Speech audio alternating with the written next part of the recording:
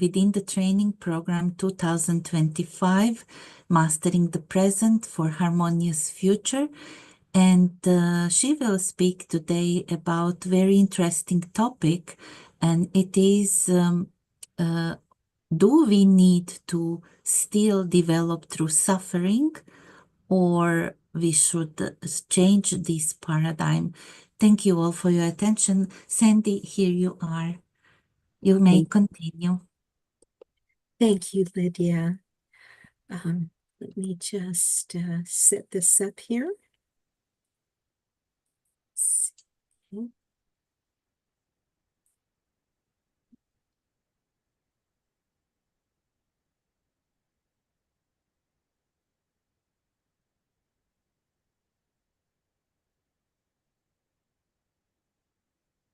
Okay, so hello, everyone. As you know, my name is Sandra Jones, and my mini course is titled Why We Don't Have to Suffer.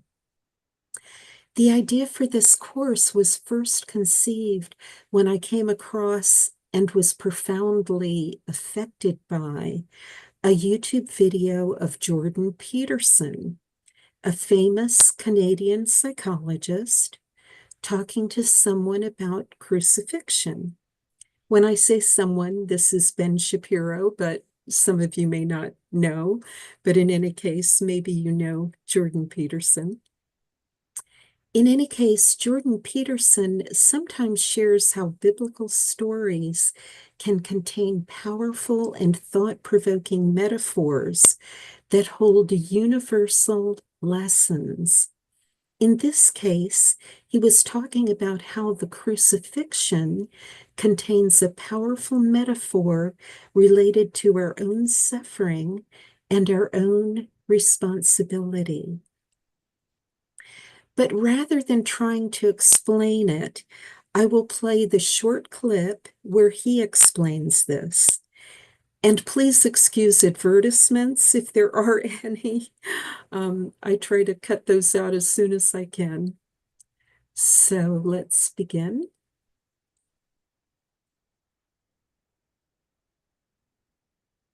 You're about to witness a rare instance where Jordan Peterson and Ben Shapiro are in the same room, and Peterson takes this opportunity to really press Ben on Christianity, which leads to a really interesting discussion about Jesus.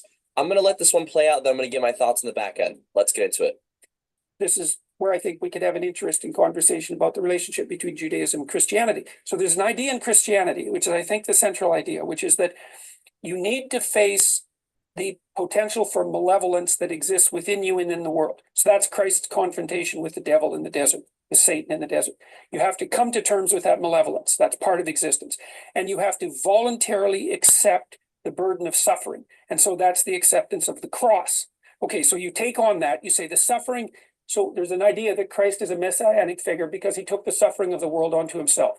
And what that means to me is that he was someone, speaking conceptually, who decided that the suffering of the world was his responsibility, and that that's what you're supposed to do. You're supposed to decide that that's your responsibility. You take that on as a burden. You do the same with the malevolence. So when you read history, you read history as a perpetrator, right? Maybe you also read it as a victim, but you certainly read it as a perpetrator. And then that's on you. Mm-hmm. Okay, so then the question is, what happens when you do that? And I would say the answer is two things. Is that, first of all, it starts to force you to develop, like to learn what you need to learn in the world and to absorb the information that would enable you to start to face the suffering and to rectify it. So that forces you to become a more competent person. And that's the socialization part that you thought of as so important. But then there's a secondary thing that happens too, which is that taking on that additional stress and demand voluntarily transforms you biologically, because within your genetic structure, let's say, there's all sorts of potential, but that won't be unlocked unless you place yourself in a position where the demands necessitate it. And so by following that pathway, truth, let's say, the acceptance of suffering and the confrontation with malevolence, so that's the heaviest load that you could take on, then you actually produce a psychophysiological / spiritual transformation in yourself that matures you into like the representation of the Father on earth.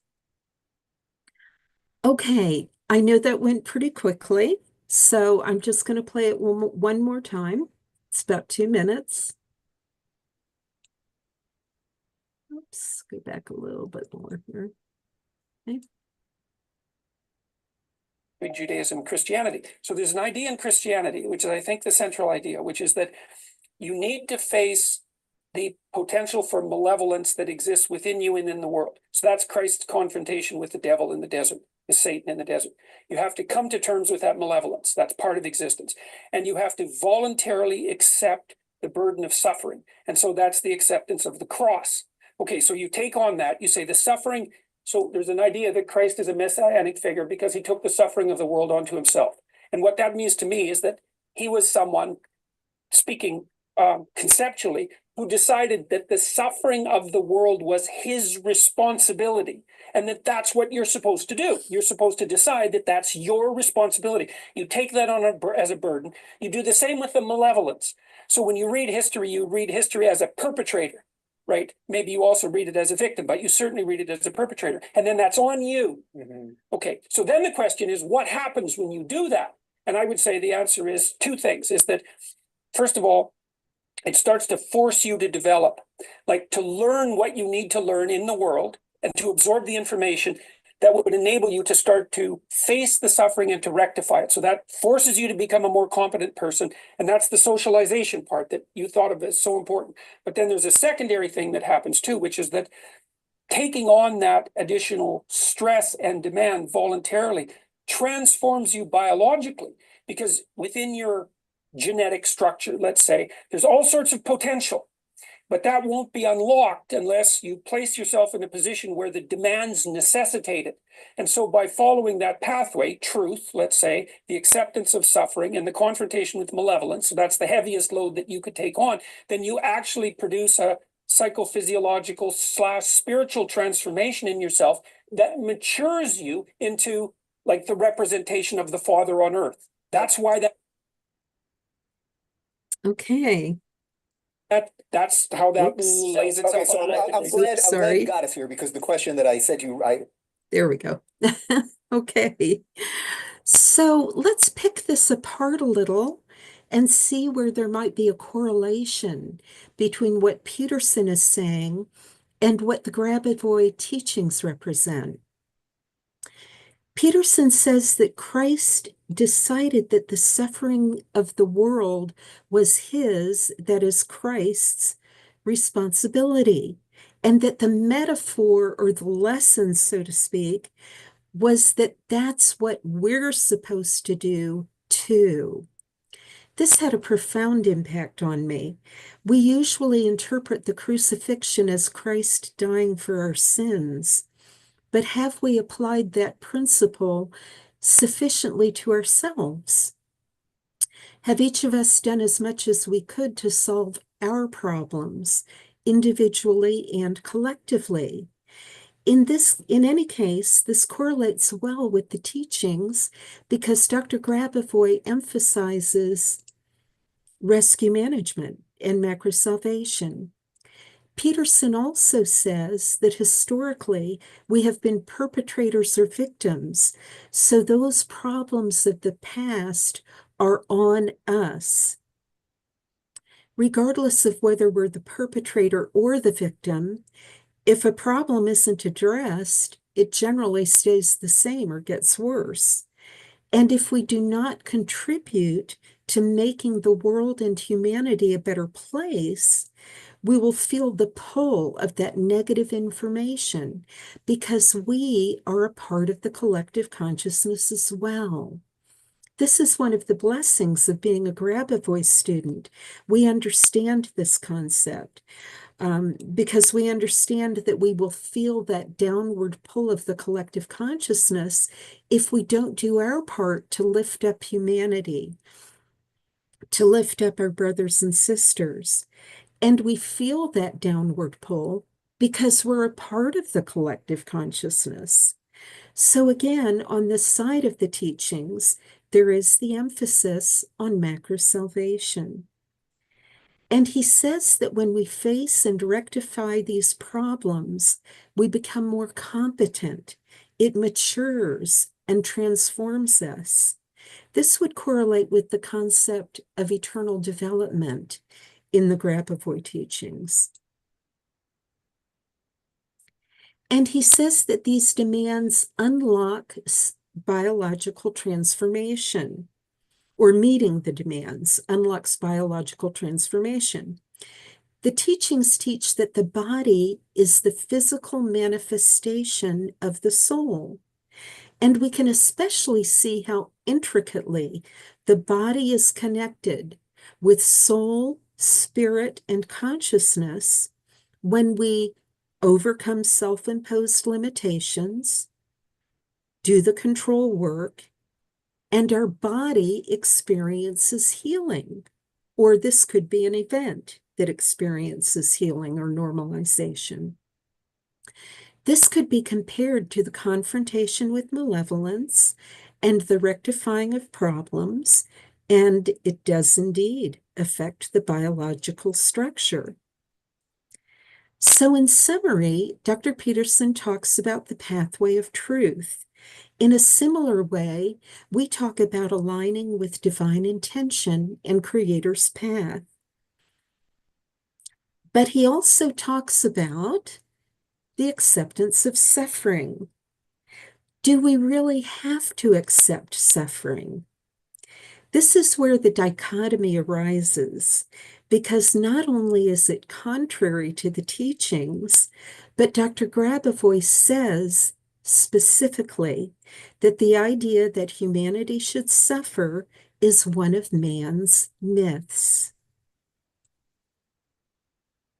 And this leads into why we don't have to suffer, because even if we face malevolence, even if we take the suffering of the world on our shoulders, we don't have to suffer. Why? Because we have the teachings. But let's delve a little deeper into why we don't have to suffer. Numbers, number sequences. So first we have the number sequences, and because number sequences carry a unique light and vibration, and they are an element that can be both a particle and a wave, they can affect health and events. There are thousands of numbers, but 2 of them are listed here, one for prevention of the violation of rights and freedoms, and the second one for extinguishing fires. Then we have methods. I have given these methods my own names, but in any case, they were 2 that were taught in some Grabovoi classes that I took. First, the pointing finger exercise. Why don't you follow along as I read this, and you can even do the exercise as I'm reading it. First, think of a goal. Just any goal for the purposes of doing this method. So just take a moment and think of any goal. It doesn't have to be your most important goal. This is just for the purposes of the exercise, but a goal that you might like to achieve. Okay. Now, put your right hand in front of you in a fist, and then point your index finger straight out as though you were pointing at someone, but look at it, concentrate on it while focusing on your goal. Okay.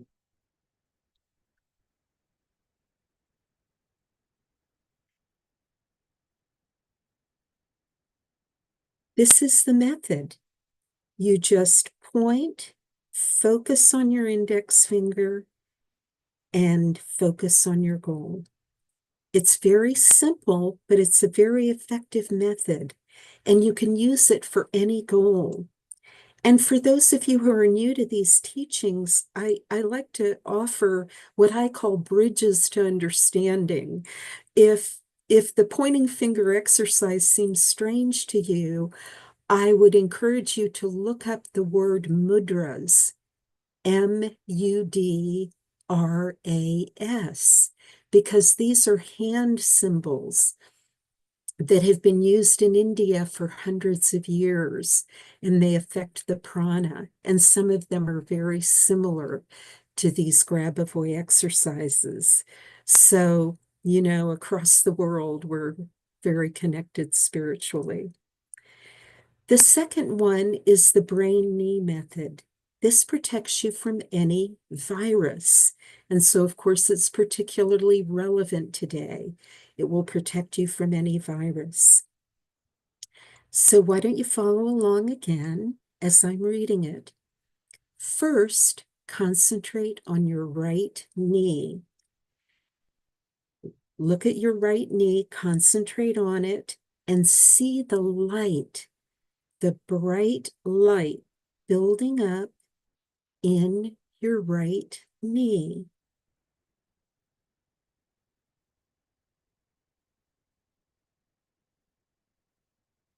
Now, concentrate on your left knee. Focus on your left knee and see the light building up in your left knee.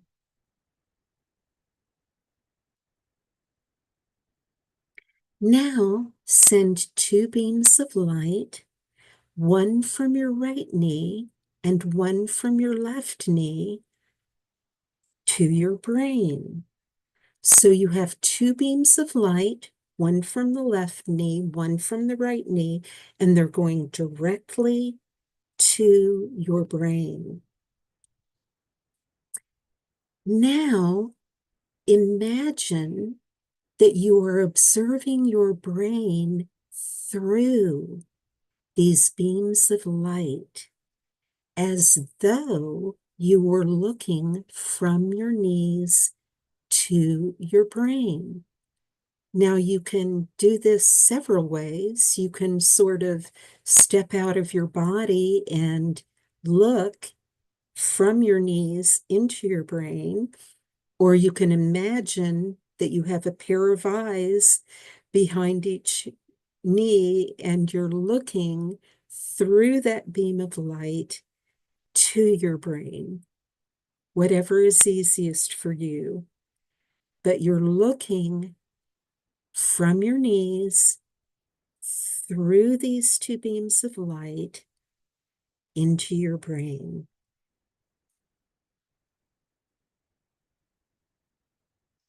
Now, breathe normally and saturate your brain with oxygen.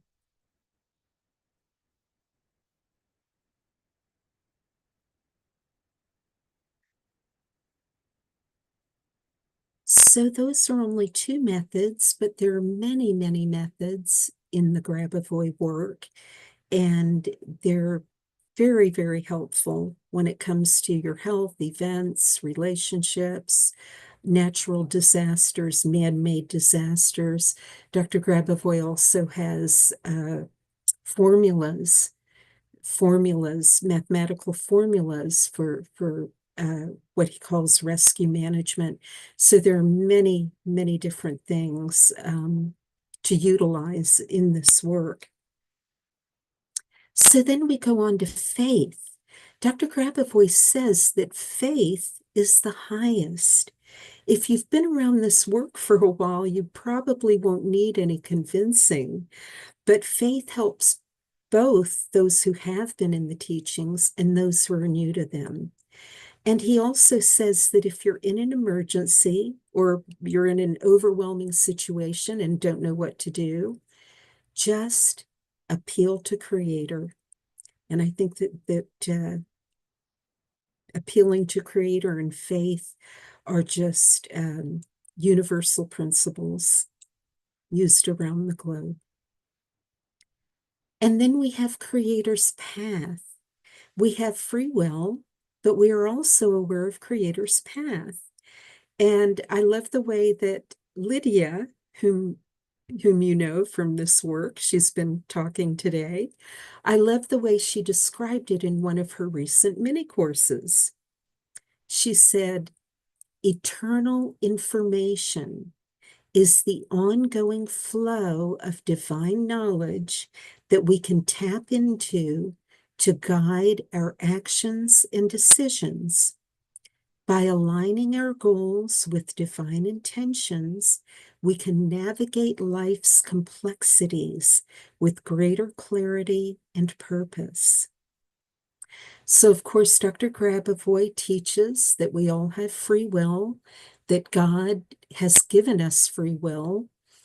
But if we align our goals with divine intention, this often helps to give us clarity and purpose and to find inspiration that points to solutions. Spiritual technology. Dr. Grabavoy has developed devices based on registered patents that can amplify the light that you're emitting from your control work. And remarkably, these devices also help to develop your consciousness at the same time. He has said that the device was only meant to be used until your consciousness was developed enough so that you wouldn't need it, so that you wouldn't need the device.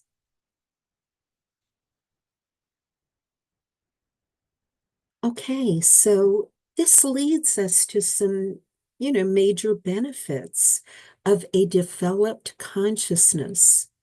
And let's start with within versus without. What we need and what we create when we have a developed consciousness will come from within rather than from without. When our consciousness is developed enough, we'll no longer have to depend on things outside of us.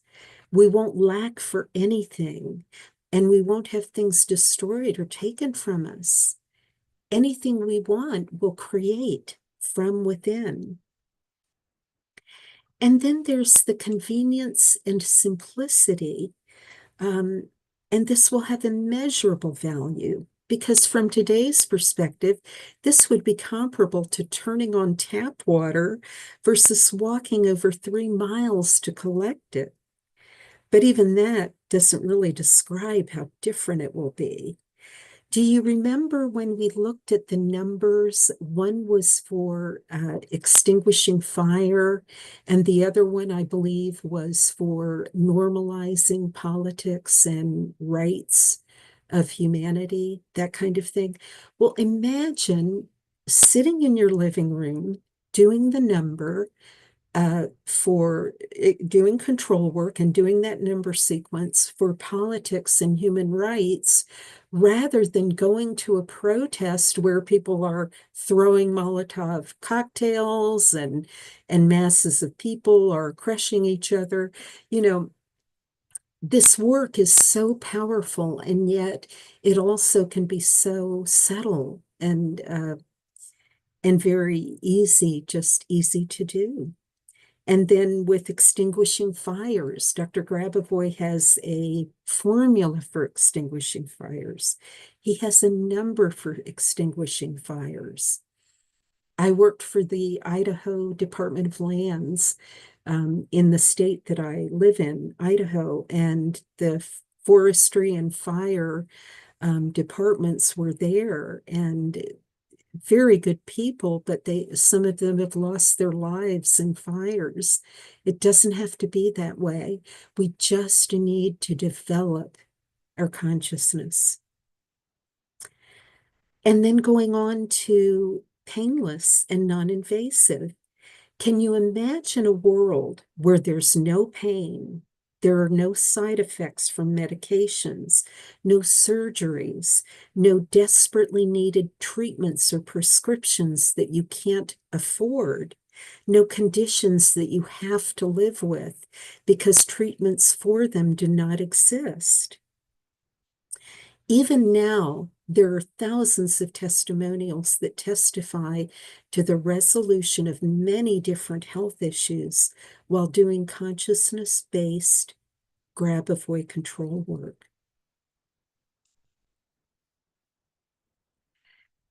So, to summarize, a metaphor for the crucifixion is that it teaches us that we should hold ourselves responsible for facing malevolence and rectifying the problems in the world. This can be compared to the Grabovoi teachings of rescue management and macro salvation. And when we align with divine intention, we can tap into that eternal knowledge and address these things with greater clarity and purpose. However, this does not mean that we need to suffer. Using Grabovoi numbers and methods, exercising faith, aligning with divine intention, tapping into eternal knowledge, and using Grabovoi technologies for the amplification of light and the development of consciousness, we can solve problems in remarkable ways that eliminate any need for suffering. Okay, well, now I have a little extra surprise in the remaining minutes. And I don't even know if there are remaining minutes, but let's see. Oh, just a few, so I'll try to be quick. I just want to tell you about something that happened earlier, just this evening. And it's evening right now in the United States, so this is why I'm saying evening. So, maps and number sequences. I'm in the United States. Last year, before the presidential election, which was on November 5th, 2024, I was concerned for our country, so I made the following map. Now, if you can ignore the radiating, let's see, if you can see my cursor, it goes up and down into this sort of sun-like design of numbers. Ignore Sandy, that for, yes. your slides are not shared. Oh my Can you gosh, share? Yeah. they haven't been shared at all? No. Can you share? Oh, Lydia, I wish you had mentioned that. Just a sec here. Let me go back. Oh my goodness, I can't believe this.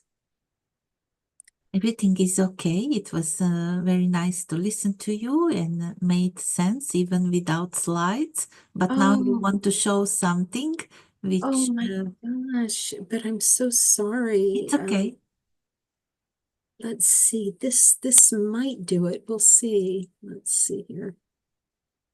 Can you see this now? No, Oh my goodness. Wait a minute. Let me see. What would the I'm just trying. Oh, okay. I think maybe it would be. Let me just try this one. I'm trying to select the one. Yeah, I think it might be this one.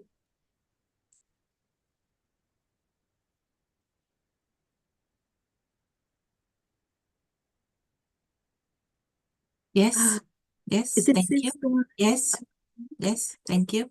Okay, let me see then. Lydia, if I can do this. Do you see a screen that says why we don't have to suffer, a cover screen, and then the the the video is there, and then let's see here. Do you see these now? Yes, Oh, good. Okay. Well, I'm so sorry. Here are I'll just go very quickly through what I was talking about, and then the acceptance of suffering, and you can see the big red question mark, and then why we don't have to suffer because we have the teachings, and then the different reasons we don't have to suffer, the number sequences, methods, faith, creator, actual technology. And then, of course, the benefits, being able to create from within versus without. We won't have anything destroyed or stolen or long for anything, because everything will come from within. And then, of course, the convenience and the painlessness and non-invasiveness. And so then the summary, which we went through. And this is the little surprise I was talking about. I'm in the United States. Last year, before the presidential election on November 5th, 2024, I was concerned for our country, so I made the following map. Now, if you can ignore the sun-like configuration here, the sun-like design, and look in the back, and my cursor right across, you'll see strips of numbers. I created a map and I put strips of repeating numbers across the entire map of the United States. And this was just in hopes that it would help the country before the presidential election. Now, zoom ahead to November 20, to January 20th or January 19th, which is where I am right now. You're on January 20th, but it's still nighttime here, or the evening in the US. And I don't know if Lydia knew, but this is the day before the presidential inauguration. So today, I decided that I would focus numbers directly on Washington, D.C. to try to ensure a smooth transition. So all of these numbers in their descriptions are pointing to Washington, D.C. in the middle there, if you can see my cursor. So I decided to take a screenshot of this and text it to my Grabavoy study buddy friend, okay, to show her this. And as I was doing it, this is what happened. A line of light started to go around this sunlight configuration. It went and it kept going around. It kept going around. And it seemed as though it was grabbing parts of the other numbers, but I was so transfixed by this light that was going around and around and around. And I was able to take these two screenshots of it, but it just, it was just for me an amazing experience. And so, you know, when I got over my amazement, I was just so touched and so overwhelmed.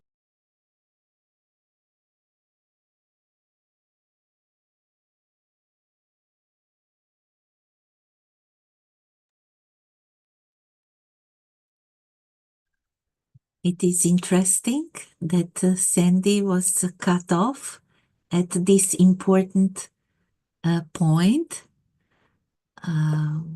We wish Sandy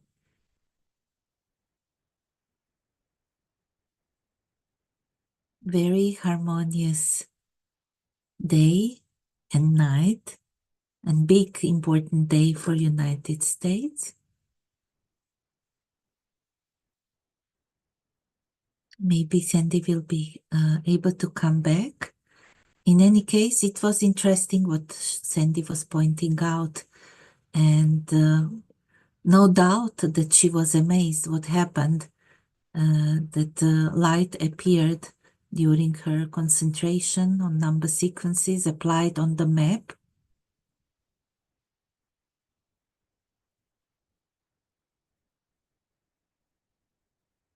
but it shows and proves how our actions, when we control, really do matter and really do influence our reality.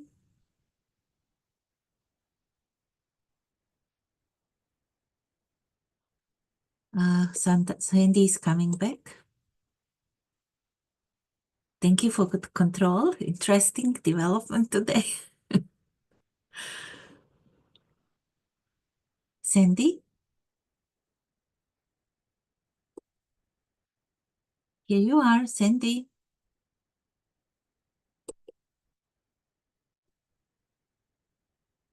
Sandy, you're back. Thank you. Good to see you. Oh, Lydia, I'm so sorry. When I ended the slideshow, let's Yeah. see. Oh, here we go. When I ended the slideshow, the Zoom meeting went away. So I'm not quite sure why that happened. I apologize. No problem. Thank you for coming back. We were just talking how important your control is and how it is interesting Thank how you the so lights show up. So thank you for sharing this experience and control.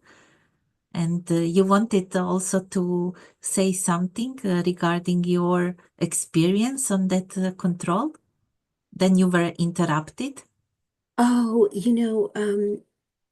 Lydia, that was pretty much the end of the mini course. But I will say, and you and I were talking about this before, that when I was sick over the holidays, I just I felt kind of defeated, and I'm not sick very often, but I was very sick. And so, you and I had talked about how this often illness allows us to release the things the negative information that we're holding on to. So I was able to see that later on, but it was a difficult experience for me.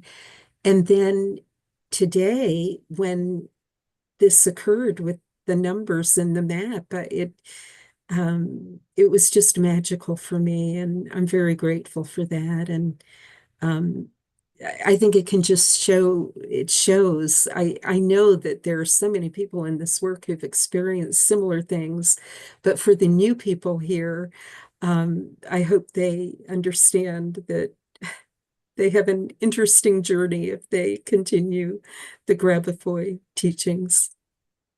Thank you. Thank you so much, Sandy.